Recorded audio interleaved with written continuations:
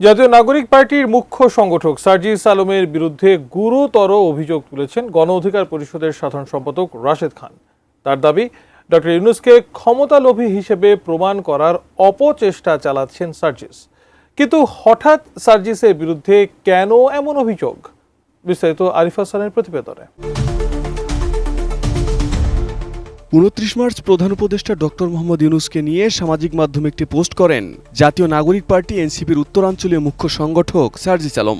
সেই পোস্টে তিনি ডক্টর মোহাম্মদ ইউনূসকে আগামী ৫ বছরের জন্য বাংলাদেশের একটি নির্বাচিত সরকারের প্রধানমন্ত্রী হিসেবে পাওয়ার আকাঙ্ক্ষার কথা উল্লেখ করেন। সার্জিস লেখেন, প্রফেসর ডক্টর মোহাম্মদ ইউনূসের মতো একজন স্টেটসম্যানকে ৫ বছরের জন্য বাংলাদেশের একটি নির্বাচিত সরকারের প্রধানমন্ত্রী হিসেবে পাওয়ার আকাঙ্ক্ষা আমার আজীবন থাকবে।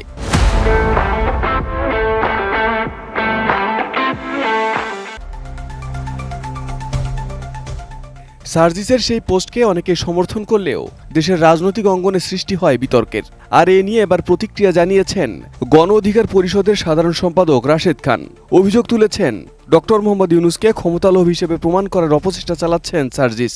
বলেন, এনসিপির উচিত হবে এ বিষয়ে বক্তব্য দেওয়া, অন্যথায় মানুষ মনে করবে ডক্টর মোহাম্মদ ইউনূসকে জাতীয় নাগরিক কমিটির প্রধান করে আগামীতে তাকে স্টেটসম্যান বানাবে তারা। এ ধরনের একটি চিন্তা ইতোমধ্যে সাধারণ মানুষের মাঝে চলে এসেছে বলেও দাবি করেন রাশেদ খান। শনিবার ঝিনাইদহে সাংবাদিকদের সঙ্গে আলাপকালে এসব কথা বলেন তিনি। রাশেদ খান বলেন, ডক্টর ইউনূসকে মূলত সার্জিস আলম বিতর্কিত করছেন। সার্জিসকে নিয়ে অনেক বিতর্ক রয়েছে বলে উল্লেখ করেন তিনি বলেন যে সার্জিস কয়েকদিন আগে বলেছিল মানিব্যাগ খালি ধার করে চলছি, সে এখন শত শত মাইক্রোবাস নিয়ে শোডাউন দিচ্ছেন। ডক্টর ইউনূসকে নিয়ে সার্জিস আলমের এমন ফেসবুক পোস্ট আওয়ামী লীগের আশা আকাঙ্ক্ষার সাথে মিল রয়েছে বলে উল্লেখ করেন গণ অধিকার পরিষদের এই নেতা। বলেন, আওয়ামী লীগ ডক্টর মোহাম্মদ ইউনূসের বিরুদ্ধে ক্ষমতা দখলের অভিযোগ তুলেছে, ঠিক একইভাবে সার্জিসের পোস্টের সাথে আওয়ামী লীগের মিল রয়েছে।